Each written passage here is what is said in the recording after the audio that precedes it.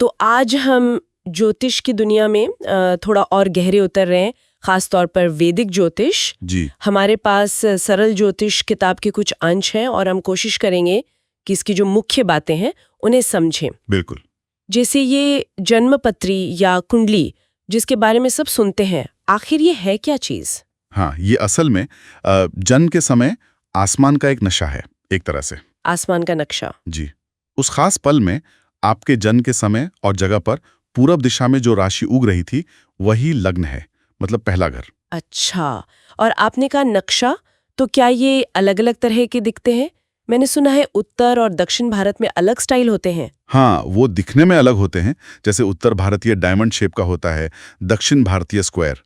पर जो जानकारी है वो एक ही है, मतलब 12 खाने, जिन्हें भाव कहते हैं। हाँ, भाव।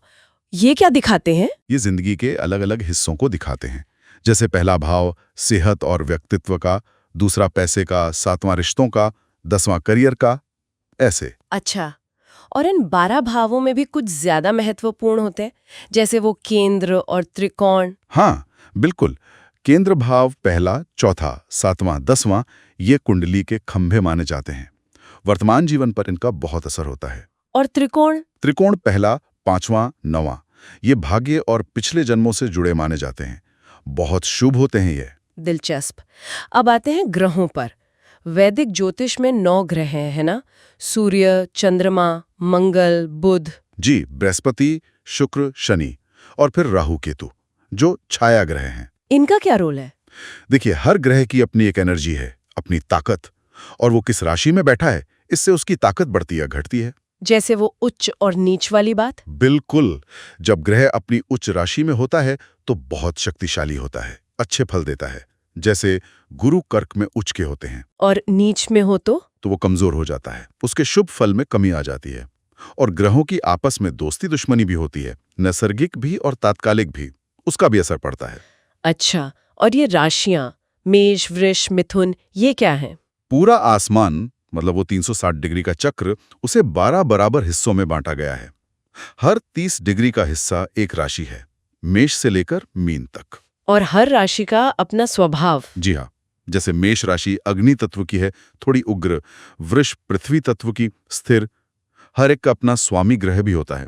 अब ये सब पता करने के लिए, मतलब कुंडली बनाने के लिए क्या चाहिए होता है? सिर्फ जन्म तारीख? नहीं, जन्म की तारीख, एकदम सही समय और सही जगह, ये तीनों बहुत जरूरी हैं। सही समय क्यों इतना जरूरी है? क्योंकि लग्न जो पहला घर है वो हर 2 घंटे में बदल जाता है और ग्रहों की डिग्री भी बदलती रहती है, इसलिए सटीक समय चाहिए।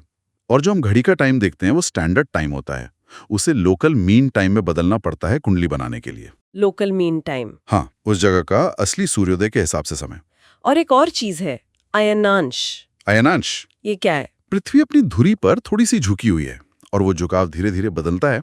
उस अंतर को ठीक करने के लिए अयनांश घटाना पड़ता है ताकि ग्रहों की स्थिति नक्षत्रों के हिसाब से सही बैठे। बाप रे, ये तो काफी गणना वाला काम है। जी है, तो ज्योतिष का आधार गणित और खगोल विज्ञान ही है। तो ठीक है, कुंडली बन गई, ग्रह बैठ गए, राशियां पता चल गई, अब भविष्य का अंदाजा कैसे लगता है? यहीं पर दशा आती है क्या? बिल्कुल सही। दशा सिस्टम बताता है कि जीवन के किस पड़ाव पर कौन सा ग्रह अपना मुख्य प्रभाव दिखाएगा। जैसे जिंदगी के अलग अलग चैप्टर्स। सबसे कॉमन कौन सी दशा है? विंशोत्तरी दशा। ये 120 साल की होती है, जो एक पूर्ण मानव जीवन माना गया है। और ये शुरू कैसे होती है? मतलब पहली दशा किसकी होगी? ये तय होता है जन्म के समय चंद्रमा किस नक्षत्र में था, उस नक्षत्र के स्वामी ग्रह की दशा सबसे पहले चलती है। और हर ग्रह की दशा का समय अलग अलग होता है। हाँ, जैसे शुक्र की महादशा 20 साल की होती है, शनि की 19 साल, सूर्य की 6 साल, ऐसे। और इन दशाओं के अंदर भी छोटी दशाएं होती हैं? जी, महादशा के अंदर अंतरदशा, फिर प्रत्यंतर दशा, ऐसे चलता है। अच्छा, और योग? योग क्या होते हैं? योग मतलब ग्रहों का कोई खास तरह का कॉम्बिनेशन, कुछ खास जगहों पर ग्रहों का एक साथ बैठना या एक दूसरे को देखना। जैसे कोई उदाहरण? हाँ, जैसे पंच महापुरुष योग होते हैं। अगर मंगल, बुध, गुरु, शुक्र या शनि अपनी ही राशि में या उच्च राशि में होकर केंद्र भाव 1, 4, 7, 10 में बैठ जाएं तो ये योग बनते हैं।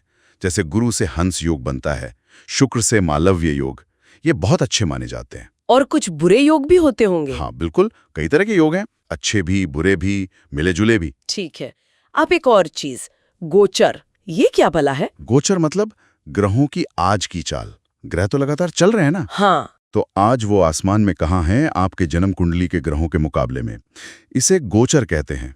और इसका असर कैसे देखते हैं? आमतौर पर इसका असर जन्म के समय चंद्रमा जिस राशि में था, यानी आपकी चंद्र राशि या जन्म राशि, उससे देखा जाता है। और इसी से जुड़ी है वो 7.5, जिससे लोग इतना डरते हैं। हाँ, 7.5 ये तब होती है जब शनि ग्रह गोचर में आपकी जन्म राशि से पिछले घर में, आपकी राशि में और उससे अगले घर में रहता है। अच्छा। शनि एक राशि में करीब 2.5 साल रहता है, तो 2.5, 2.5, 2.5 कुल मिला के 7.5 साल, इसीलिए 7.5।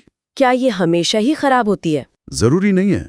ये निर्भर करता है कि आपकी कुंडली में शनि और चंद्रमा कैसे बैठे हैं। अगर शनि अच्छा है, मजबूत है, तो हो सकता है ये मेहनत कराए, अनुशासन सिखाए और अंत में कुछ अच्छा भी दे। लेकिन अगर कुंडली में शनि कमजोर हो तो फिर मुश्किलें थोड़ी ज्यादा महसूस हो सकती है। मानसिक तनाव, काम में रुकावटें, ऐसा कुछ। कहते हैं जीवन में 3 बार आती है ये।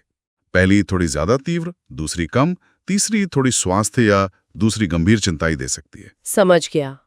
और आखिर में कुंडली मिलान, शादियों से पहले जो करते हैं। जी, अष्टकूट मिलान। इसका मुख्य उद्देश्य है 2 लोगों के बीच की कंपैटिबिलिटी, मतलब तालमेल देखना, मानसिक, भावनात्मक, शारीरिक स्तर पर। इसमें क्या मिलाते हैं? इसमें मुख्य रूप से दोनों के जन्म के चंद्रमा की स्थिति के आधार पर 8 चीजें मिलाई जाती हैं। वर्ण, वश्य, तारा, योनि, ग्रह मैत्रिक, गण, भकूट और नाड़ी। इनके पॉइंट्स होते हैं कुल 36 गुण। तो ज्यादा गुण मिले तो अच्छा। हाँ, माना जाता है कि 18 से ज्यादा गुण मिलने चाहिए, लेकिन ये सिर्फ एक पहलू है। कुंडली के दूसरे योग और दोष भी देखने जरूरी होते हैं। इसका मकसद ये नहीं कि भाग्य बदल जाए, बल्कि ये कि एक दूसरे के पूरक साथी मिल सकें। तो कुल मिलाकर ये भाव, ग्रह, राशि, दशा, गोचर, योग, ये सब मिलकर एक बहुत ही जटिल लेकिन दिलचस्प तस्वीर बनाते हैं वैदिक ज्योतिष की। जी बिल्कुल। ये सिर्फ भविष्यवाणी का सिस्टम नहीं है, बल्कि एक तरह से जीवन की संभावनाओं और उसके उतार चढ़ाव को समझने का एक फ्रेमवर्क है। सही कहा। और ये सब सोचते हुए एक सवाल मन में जरूर आता है। क्या? कि ज्योतिष एक तरफ तो इतने विशाल ब्रह्मांड, ग्रहों, तारों की बात करता है, अरबों किलोमीटर दूर की चीजों की, और दूसरी तरफ वो उसे जोड़ता है एक इंसान के निजी जीवन, उसके अनुभव, उसकी भावनाओं से। हाँ, ये तो है। तो आखिर वो कौन सी कड़ी है, वो कौन सा मैकेनिज्म हो सकता है, अगर कोई है तो, जो इन 2 बिल्कुल अलग पैमानों की दुनियाओं को, ब्रह्मांड और व्यक्ति को, आपस में जोड़ता होगा? ये सोचने वाली बात है ना।